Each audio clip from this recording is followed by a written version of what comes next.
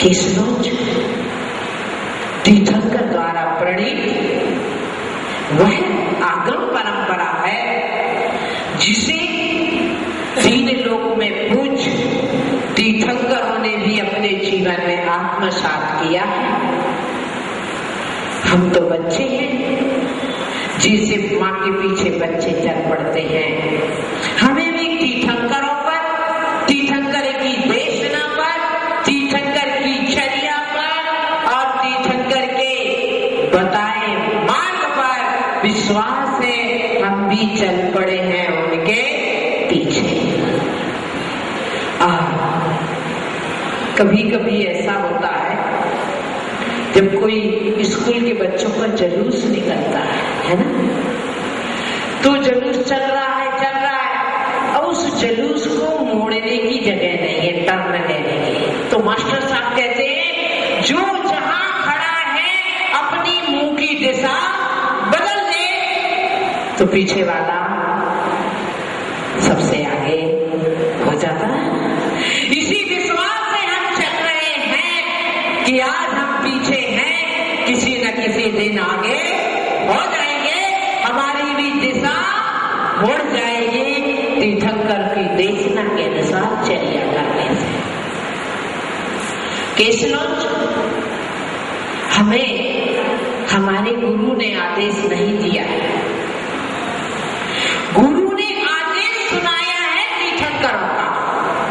ये हमारे गुरु का आगम नहीं है, ये तो तीर्थंकरों से निश्रित, तीर्थंकर के मुखारबिंद से निश्रित पूर्वाचार्यों के द्वारा जो मिला वह मेरे गुरु ने मेरे को कहा और उसे मैंने अपने जीवन में उतारा।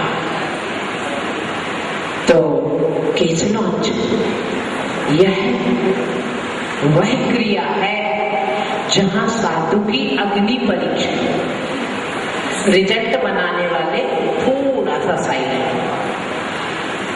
ये साधु जीवन में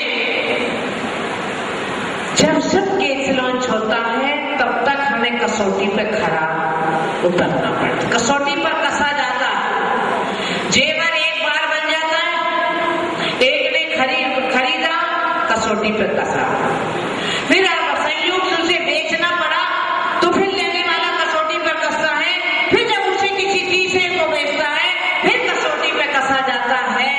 जेवर जब भी एक से दूसरे के हाथ में जाता है कसौटी पर कसा जाता है। ठीक इसी प्रकार साधु जब केशलोच का समय आता है वो वह निर्ममत्व भाव की कसौटी पर कसा जाता है। कितना टंच है ना, टंची तो बोलते हैं है ना, कितना टंच है। और हमें कसौटी पर कसा जाता है कि कितना टंच है साधु। केशलोच करना चाह रहा है या करना पड़ रहा है? पड़ रहा है इसका मतलब 16 कैरेट का होता नहीं, पता थी 18 का ही होता है, फिर भी वो विदाउट कैरेट है। परंतु जो करने को लायक है, अभी सब कह रहे थे, स्नेह जी भी कह रही थी माता जी अभी तो आपका टाइम है, क्यों कर रहे हैं आप, क्यों कर रहे हैं? उनका जितने जल्दी कर लिया जाए उतना अच्छा है। महिलाएं तो ओकेशनल बाय ब्यूटी पार्लर में जाती है, क्या क्या कराती मुझे डिटेल नहीं मालूम है, फिर भी कुछ कुछ कराती है।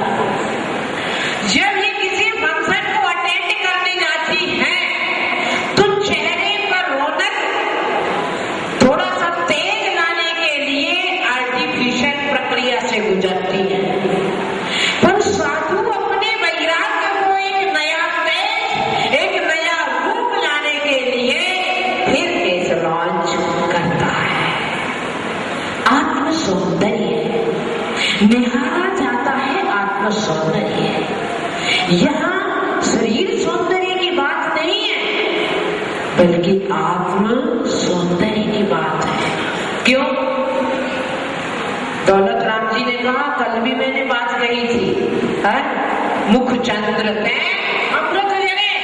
मुनि महाराज बड़े बड़े दाढ़ी मूछ के केसलोच, माता जी के बड़े बड़े सिर के बाल, कंघी नहीं, तेल नहीं, कोई स्टाइल नहीं, स्नान नहीं, फिर भी इसको मुखचंद्र क्यों कह दिया?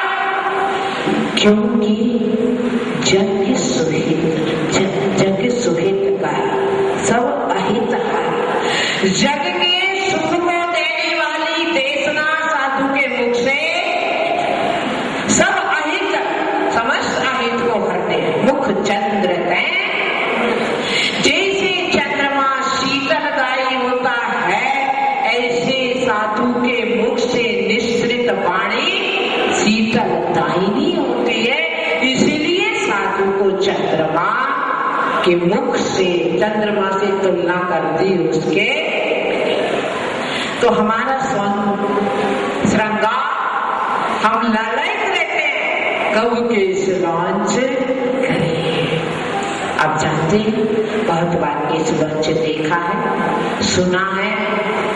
2 महीना श्रेष्ठ, मध्यम 3 महीना, जघन्य 4 महीने। तो इस प्रकार साधु के 28 मूल गुणों में से एक मूल गुण है, यदि वह केस लॉन्च करता है तो भगवान महावीर की देशना पर उसे भरोसा है और उस आचरण का पालन करता है। केस लॉन्च जो है, आपने अभी क्या देखा कि मैंने हाथ से बाल निकाले, इतना ही तो देखा ना, कुछ और देखा नहीं जी, कुछ और हो रहा था, कुछ और हो रहा था, उसे आप नहीं समझ सकते। साधु मात्र केसों को नहीं निकालता, मात्र बाल को नहीं निकालता, परंतु अंदर राग और द्वेष का भी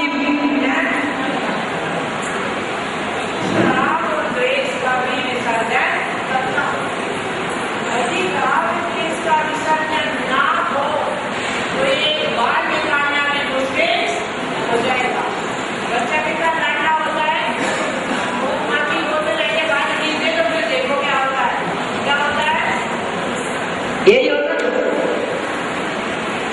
बच्चा कितना प्यारा है माँ को कि जो 9 महीने अपने उदर में रखती है, वह बच्चा यदि बाल खींच देता है तो माँ क्या करती है, आपको मालूम है ना? क्या हुआ, क्यों मारा? इससे ज्यादा तो बच्चा चिमटी भर लेता है? बहुत कुछ करता है, गुस्से में मुहर मार भी देता है, परंतु बालों से आपको राग है, मेरे बाल टूट जाएंगे, इसीलिए आपने बच्चे को मारा। यानी कि राग है तो संभालना है, बढ़ाना है, चमकाना है, सुंदर बनाना है। परंतु जब राग नहीं है तो निकालना है, फेंकना है, और फिर आ जाए दोबारा तो फिर तैयार रहना है। इस प्रकार साधु जब केसलोंच करता है, चाहे वह मुनि हो या अहरिका, दोनों उस क्षण में अपने शरीर से निर्ममत्व भाव आत्मदृष्टि बनाते हैं, जीव तत्व के गुणों के प्रति आकर्षित होते हैं, चिंतन करते हैं कि मुझे भी उस अवस्था को प्राप्त होना है जिस अवस्था को महान पुरुषों ने प्राप्त किया है। इसीलिए अभी पंडित जी ने पूछा था, माता जी को दर्द हो रहा नहीं हो रहा, किसी ने कह दिया हो रहा है, किसी ने कह दिया नहीं हो रहा। जो मेरे शरीर को देख रहे थे उन्हें लग रहा था दर्द हो रहा है, और जो मेरे रत्नक्रय को देख रहे थे उन्हें लग रहा था दर्द नहीं हो रहा। बात एक ही थी, जिनकी शरीर पर दृष्टि वो सहम रहे थे, कांप रहे थे, और जिनकी दृष्टि रत्नत्रय पे थी वो क्या रत्न जैसे चमकवान साधु को देखकर समझ रहे थे कि ये दर्द नहीं महसूस कर। क्यों? किसी शायर ने कहा है, दर्द का हद से गुजर जाना दर्द की दवा हो जाए। जब साधु इस शरीर को, इस अवस्था को अंत करने के लिए तैयार है, तो शरीर से संबंधित दर्द का भी अंत पहले वो कर लेते हैं। समय हो गया, 10-20 हो गए हैं, 10-20 हो गए हैं, और आप भी 420 होना चाह रहे हैं। 10-20 हो गए हैं और 9-11 होना चाह रहे हैं। तो अब मैं भी अपनी बात को विराम देती हूँ। मुझे हाथ नहीं लगाना। तुम्हारे राग में आज तक मैं फंसती आ रही है। जब मुझसे शादी करने आए थे, जब भी युद्ध हुआ था, तब भी मेरी क्या अंदर की दृष्टि नहीं खुली, और युद्ध के बाद माला डालकर तुम्हारे पीछे आ गई। दूसरी बात, जब मुझे रावण ले गया, तब मैं राम राम जप के बैठी रही और हर्ष के साथ तुम्हारे साथ आ गई। तीसरी बात, जब मुझे आपने गर्भ अवस्था में छोड़ा तीर्थ वंदना के बहाने, तब भी मैं आपके राग में फंसकर आ गई। चौथी बात, लोक अपवाद के कारण तुमने मुझे अग्नि परीक्षा के लिए तैयार किया। मैं पुण्य के प्रभाव से, शील की महिमा से मैं पास हो गई। राम, ये लोग बाल लंबे लंबे बालों को तोड़ के राम को पकड़ा दिया। राम हाय सीते कह के जुड़ गए और रचिता चली गई पृथ्वीवती माता जी के पास और दीक्षा ले ली। सोचे इस राग में किसको कितने बार फंसा रहे हैं, कौन साहस करता है इन बालों को निकालने का, कौन सौभाग्य प्राप्त करेगा। पंडित जी कह रहे थे, कौन सौभाग्य प्राप्त करेगा बालों को?